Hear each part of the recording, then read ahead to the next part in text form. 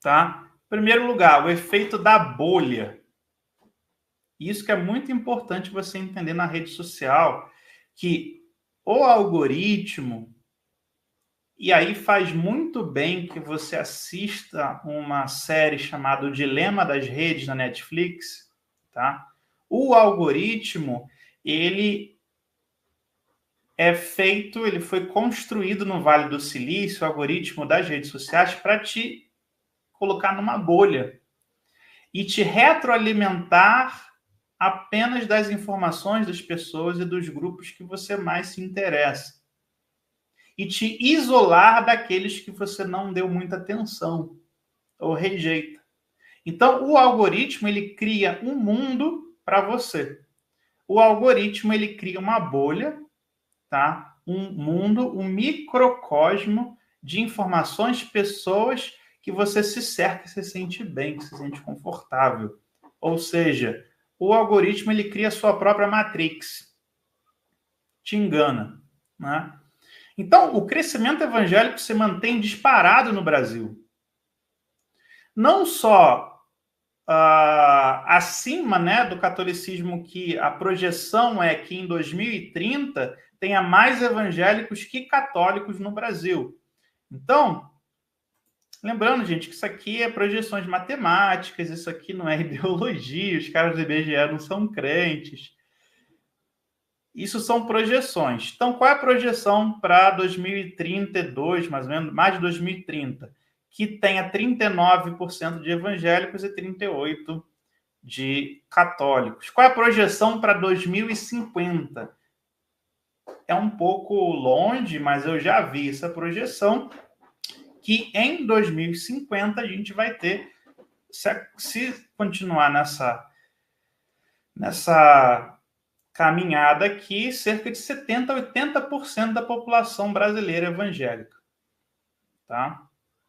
Então, e logo, o crescimento evangélico sempre ultrapassando de outras religiões, do ateísmo, do agnosticismo e dos sem religiões. Ok? Então, essa é a realidade. A igreja evangélica no Brasil não para de crescer.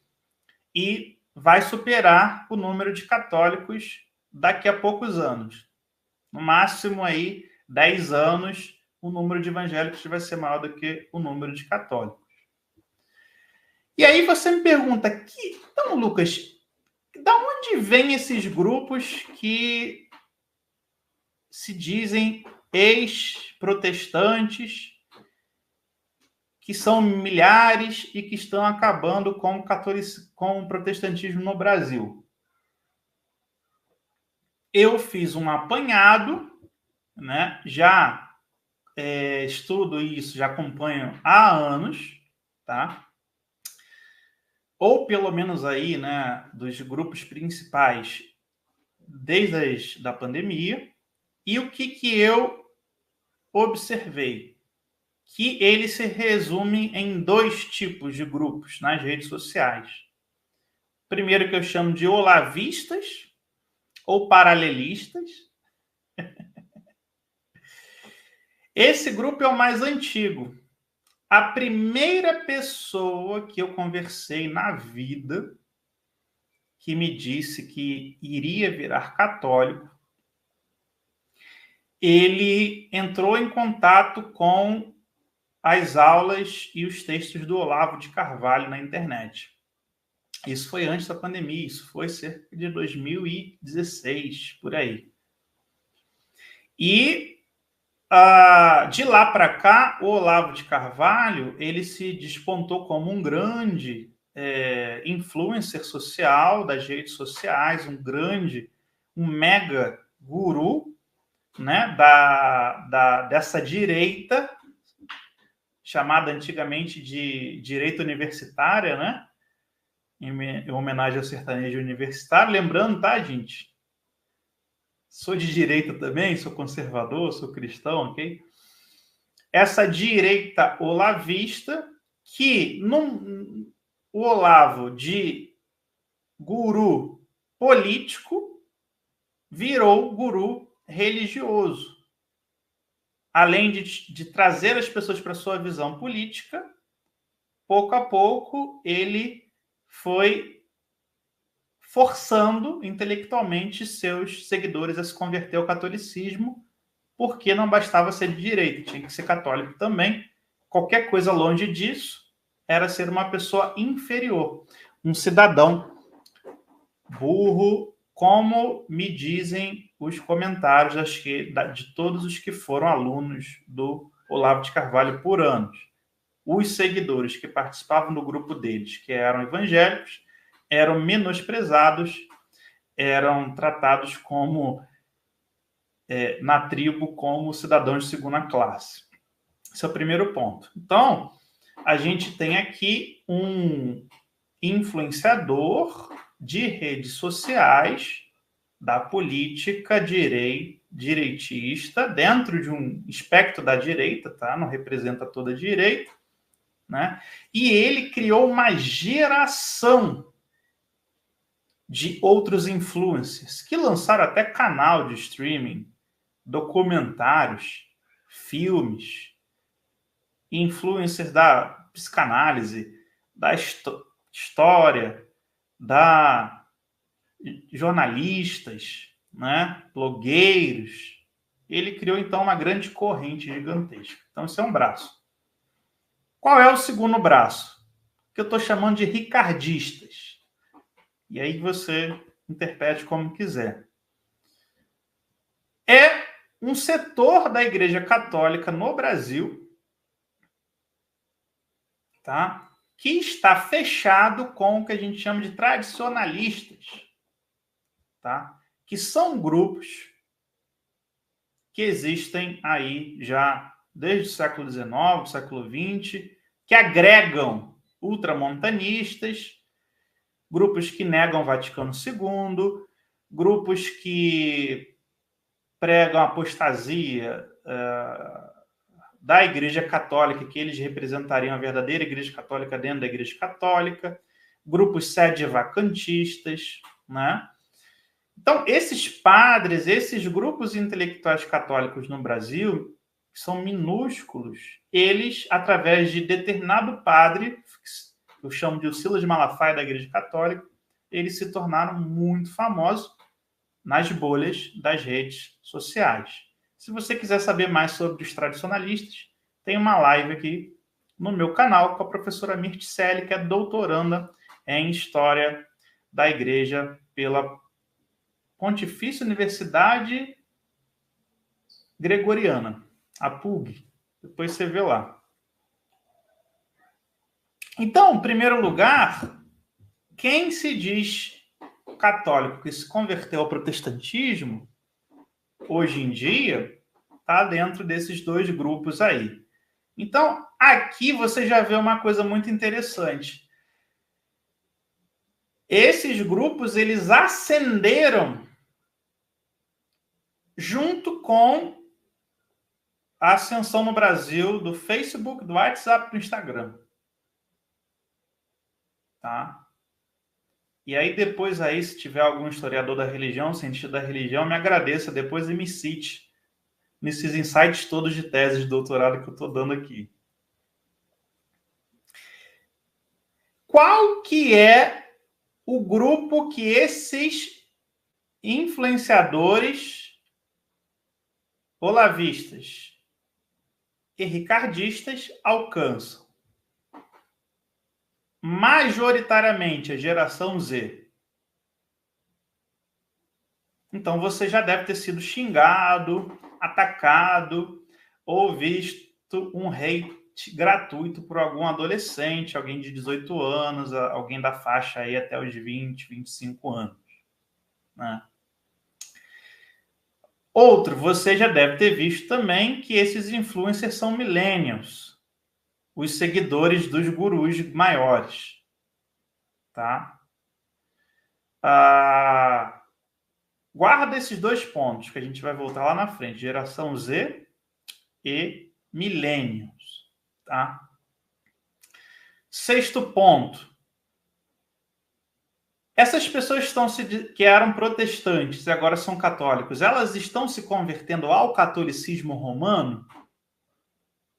Lucas, não.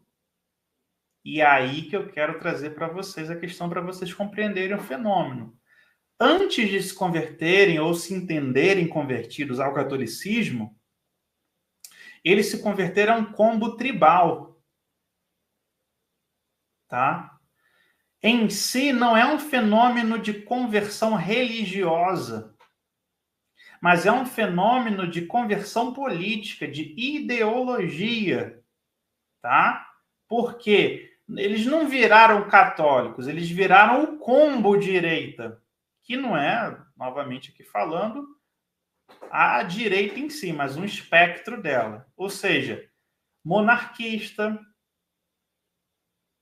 conservador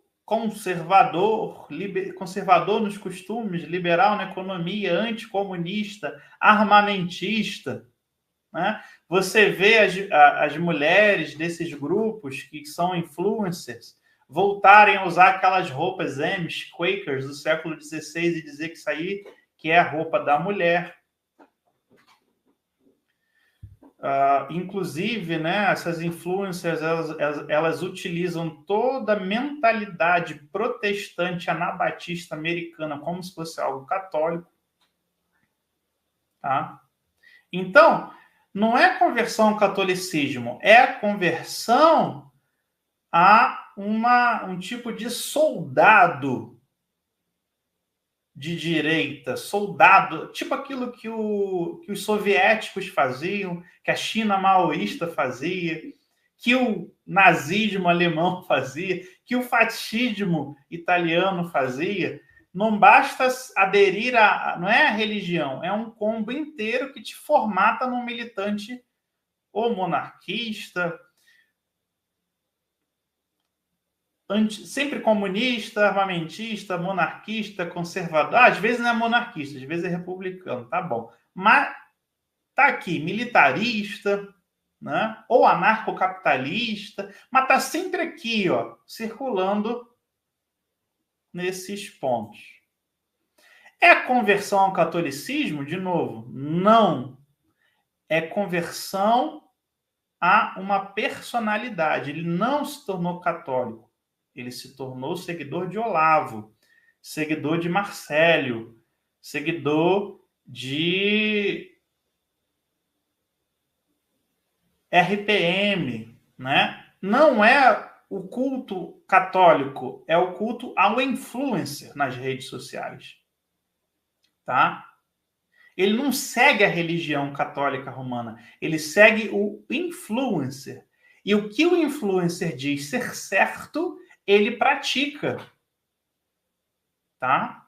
Então, primeiro o Olavo de Carvalho, ele criou, né, o bom cidadão de direita, aquele que não é de esquerda, obviamente, mas que tem que se portar assim, falar dessa forma, viver nas redes sociais dessa forma, pregar dessa forma, seguir ele dessa forma. Criou-se uma cosmovisão, ele fez uma escola de filosofia, ele inventou lá toda uma teoria da história, criou um certo elemento escatológico da direita contra a esquerda e ele se colocou como a solução. Porém, a solução não era só combater a esquerda, era também se tornar católico e combater o protestantismo ou o evangelicalismo. Né? Então, por quê? Quem converteu essas pessoas que eram protestantes e agora se tornaram católicas? Como ocorreu essa conversão? Foi na igreja? Não. Teve um encontro com Cristo, com Maria, teve um encontro com o anjo, teve um encontro com algum santo, alguma santa, teve alguma aparição, alguma visão? Não, de jeito nenhum. Eles apenas participaram de lives destes influencers, tá? Esses influencers, com a sua retórica, foram enchendo a cabeça deles que o certo era se tornar católico e eles viraram. E por que eu estou falando isso? Porque, gente, num fenômeno religioso, tá?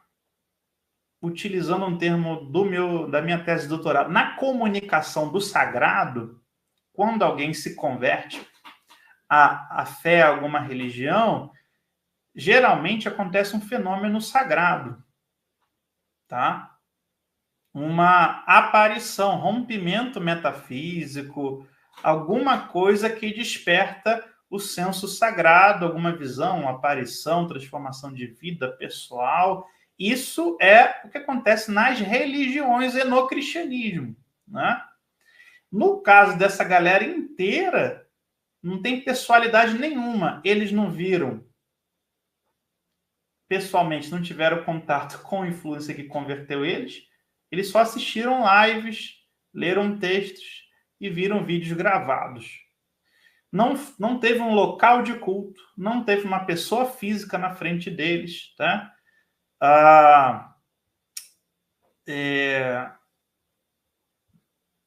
Deixa eu só consertar aqui o slide. Só um minutinho. Eu cortei aqui o final do slide. Senão não consigo me guiar. Enquanto isso, vai aí compartilhando isso aqui para máximo de pessoas que você conseguir. Deixa eu achar meu slide que eu perdi.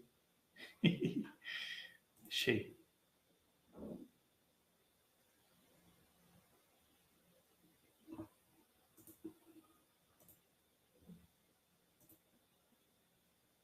Achei. Voltando. Então, essas pessoas não se converteram por um acesso ao mundo espiritual ou sagrado, mas se converteram por um link da internet, né? Não há pessoalidade, nem local de culto, nem encontro com o sagrado. Por que eu estou falando isso? Anos atrás, eu conheci uma pessoa que ele era ateu, tá? Só que ele era historiador e gostava muito da história da igreja, porque ele era filho de pastor. Mas ele se tornou ateu, igual de faculdade de história, né? Vocês já sabem como é que é. Aí, um dia, ele estava numa aula dentro do mosteiro de São Bento e ele foi convidado a conhecer lá. E lá dentro do mosteiro de São Bento, ele teve um encontro com o sagrado. Deixou de ser ateu, se converteu, voltou a ser cristão, se tornou cristão católico. Isso é uma conversão religiosa. Uma das minhas amigas que eu chamei aqui para dar uma live sobre arte sacra, ela, quando era criança, dentro da igreja, ela teve um encontro com o sagrado envolvendo a iconografia. Né? Isso acontece, obviamente. Se você pegar a história das missões dos jesuítas no mundo inteiro, conversão, encontro com o sagrado, a própria história do Inácio de Loyola, a Santa Teresa d'Ávila e isso aí. Esse fenômeno aqui não tem nada a ver com sagrado. Tem a ver com personalidades das redes sociais, gurus, tá? Por que eu falo guru? Porque eu estou debochando? Não. Porque o guru, ele se coloca como a salvação do seu caminho. O mediador da verdade. Aquele que vai te orientar para o caminho certo para você ter paz. E o guru é um fenômeno do mundo pós-Segunda Guerra Mundial. Eu poderia falar um Messias, né? Mas eu prefiro usar o guru, porque o guru está vivo, você acompanha. Enfim. São gurus. Então, é conversão ao catolicismo? Não, é conversão a personalidades e influências famosos. Né? Ponto 9. Esses influencers pregavam o catolicismo? Tá? Isso é uma questão que eu quero levantar para vocês entenderem a profundidade da coisa. Eu acompanhei alguns gurus e eu vi que eles não pregavam a fé católica. Eles não pregavam catecismo, eles não utilizavam exemplos de homens e mulheres católicos, de papas. Né? O que eu percebi? Eles usavam copyright. Eles usavam as mesmas técnicas de convencimento para você comprar um produto, um curso, uma Coca-Cola. Era a mesma técnica para te convencer a se tornar católico. Né? E a forma como eles comentavam a conversão é igual aos storytellings de marketing digital. E isso passou despercebido, mas 2 anos atrás, um rapaz que trabalhava para um dos maiores gurus católicos aí da atualidade, ele fez essa denúncia. Ele falou que ele é que fazia. Quem lembra disso? Depois você pode colocar aí o nome, porque eu é que não vou dizer que ele que fazia todo o marketing, a estratégia de marketing digital desse grande guru coaching de conversão católica, utilizando as mesmas técnicas. Aí eu falo de Érico Rocha, de Wendel Carvalho, as grandes técnicas dos grandes reis do marketing brasileiros, né? Então, é pregação de catolicismo? Não. É uma grande pirâmide de conversão. Por quê? A forma que esses influencers se utilizam para tirar pessoas da igreja, da religião delas, para o que se diz catolicismo, que a minha opinião é que não é catolicismo romano, é outra coisa, é igual às jornadas de vendas. Você já deve ter dado seu e-mail para entrar na semana da pipoca gourmet, semana da automação de como fazer o seu gato fazer xixi na privada, semana de como beber água ionizada e ganhar 10 quilos de massa muscular, né? Essas jornadas de venda, jornada do investidor, jornada da mudança financeira, jornada da saúde do corpo. Você cansou já, com certeza, igual eu, de ver propagandas dessas jornadas e também de mandar seu e-mail para participar da semana gratuita do negócio, tal, que você já sabe que no final você tem que comprar alguma coisa. A técnica de conversão, que aí eu não estou falando técnica de conversão religiosa, eu estou falando técnica de conversão de pessoas para grupos de social media. É igual, é a mesma. E se você não acredita em mim, pega qualquer um grande desses aí e compara frase por frase. Só vai trocar determinadas palavras para uma coisa envolvendo o catolicismo romano. Ou seja, não se converteram ao catolicismo, se converteram a um influencer. Esse influencer não pregou o catolicismo, mas ele pregou um combo ideológico, tá? E terceiro lugar, não foi uma pregação religiosa, mas foi a utilização de técnicas de marketing digital, copyright, storytelling, jornada do herói, para convencimento. Igual os grupos de pirâmide, tá? Ou marketing multinível. Antes de houver esse influencer, tinha o marketing multinível. E as técnicas são as mesmas. Se você sabe aí algum nome de uma empresa dessas, pode colocar aí.